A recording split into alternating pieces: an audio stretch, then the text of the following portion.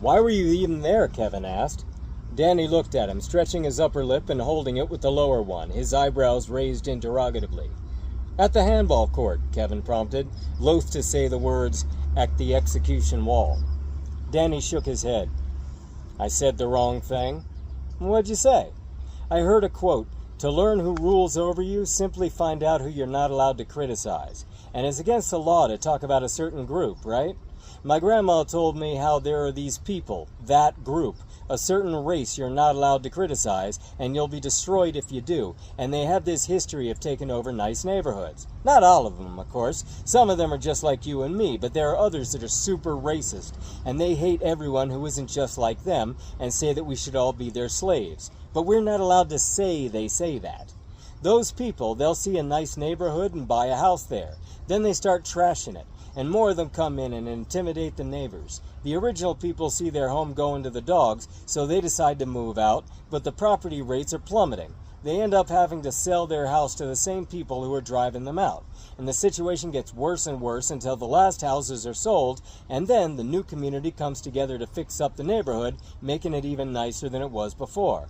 What my grandma said, and what I got into trouble for repeating, is that whoever's in charge did that with whole cities. San Francisco, LA, all super expensive places to live. But then the governors invited homeless people from all over the country to come and live there, get free drugs, do whatever they wanted, crap on the sidewalk, trash the place. Destroyed the whole city. People started moving out, property values plummeted, and it was a lot cheaper to start buying up the city.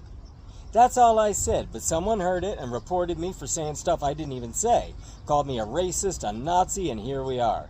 No trial, no chance to explain myself, just, "Hey, you're a traitor, get on the truck, kid." Kevin shook his head in sympathy, then sat up in alarm. In the window of the car parked before him, he saw the reflection of a man standing behind them, listening. He spun around, raising his rifle clumsily, and was stopped by a gently raised palm. Professor Nightingale shushed him and glanced over his shoulder. Kevin and Danny shared a nervous glance, and the other boy tried to muster a threatening tone. "This is a robbery. Give us the, And Mr. Nightingale chuckled dryly, saying, "Relax, guys."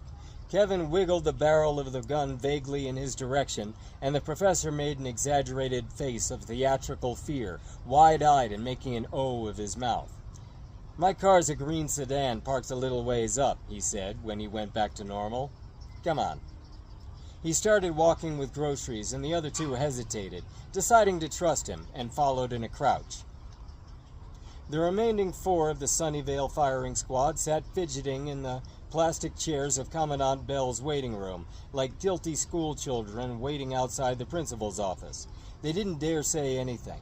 Even if the evil secretary wasn't sitting there glowering at them, the walls had ears. The microphones everyone feared were cunningly hidden wherever a creative mind could imagine. All they had to do was look at something, a vase of flowers, a bird outside on a wire, to know in their very bones that there was some device inside it, watching them, waiting to charge them with treason.